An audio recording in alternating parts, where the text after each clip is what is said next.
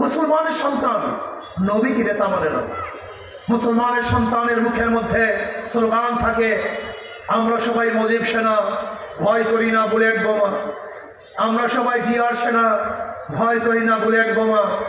আমরা সবাই এরশাদ সেনা, ভয় করি না বুলেট বোমা। কপাল পোড়া, তোমার জবানের মধ্যে স্লোগান হওয়া উচিত ছিল, আমরা সবাই নবীর সেনা, ভয় করি না বুলেট বোমা।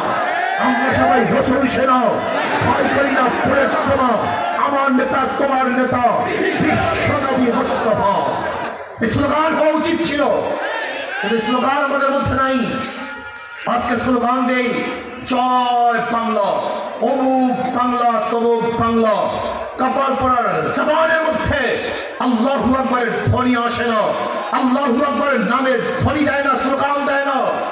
এমনকি অনেক দলের স্লোগানের মধ্যে আমি দেখেছি, যখন অনেক দলের সম্মেলনের মধ্যে কেউ আল্লাহু আকবারের স্লোগান দিয়েছে, ওই দলের লিডাররা বলেছে এই স্লোগান আমাদের দলের স্লোগান না,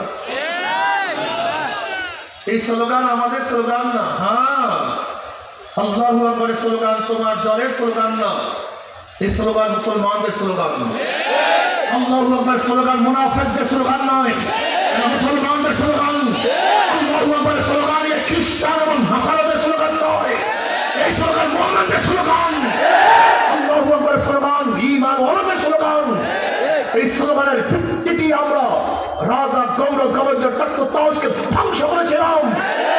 আজকে স্লোগানের ভিত্তিতে গোটা দুনিয়ার সমস্ত বাতিল শক্তিকে ইনশাআল্লাহ তসমাস করে ইসলামী রাষ্ট্র কায়েম করবো ইনশাআল্লাহ। কিসের ভারত, কিসের মিয়ানমার, কিসের অমুক, কিসের তমুক, গোটা দুনিয়া হলে আল্লাহ, আর গোটা দুনিয়াতে শাসন করে মুসলমান, তার প্রতিনিধি।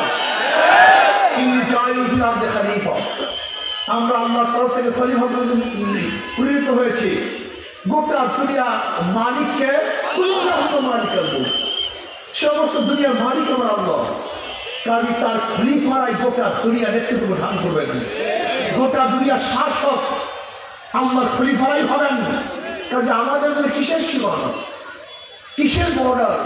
এই বর্ডার আমরা বুঝি না।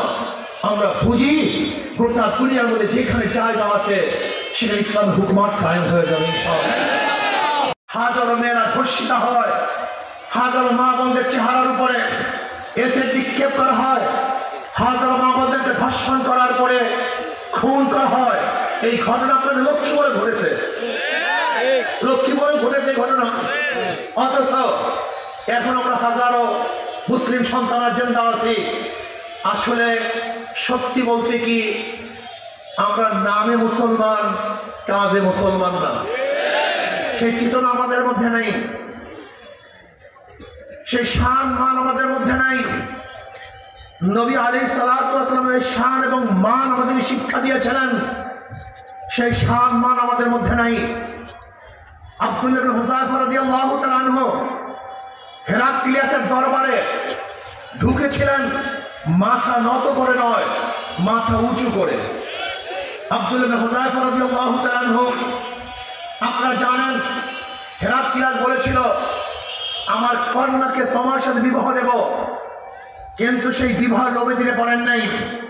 প্রস্তাব দিয়েছিল আমি আমার রাজ্যের অর্ধেক তোমাকে দিয়ে দেব, রাজ্যের ক্ষমতার লোভে তিনি পারেন নাই। জেলে আবদ্ধ করা হয়েছিল, সেই ভীতিতে তার ঈমানকে টলাতে পারে নাই। তার সামনে তার সাথীদেরকে তৈলের মধ্যে ভাজা হয়েছিল, লেকিন তারপর তার ঈমান থেকে বিচ্যুতি ঘটাতে পারেন নাই। তিনি বলেছিলেন হেরাক্কাল মুসলমান হতে পারে, জীবন দিতে পারে, তাই হলে আগামী 5-10 বছরের মধ্যে বাংলাদেশের প্রত্যেকটা গরিব দরিদ্র সীমার উপরে চলে যাবে। ইসলামী হুকুমত কায়েম হলে আমার কোনো মারা ধর্ষিত হবে না, ইফতিজিনের শিকার হবে না। ইসলামী হুকুমতের প্রত্যেকটা মহিলা ন্যায্য অধিকার প্রতিষ্ঠা করা হবে। আমার মারা বড় বড় ব্যবসায়ী হয়ে যাবে, আমাদের হাতে কোবরা রাদিয়াল্লাহু তাআলার মতো ব্যবসায়ী হয়ে যাবে, আমাদের আয়েশার মতো বড় বড় শিক্ষিতাও হয়ে যাবে।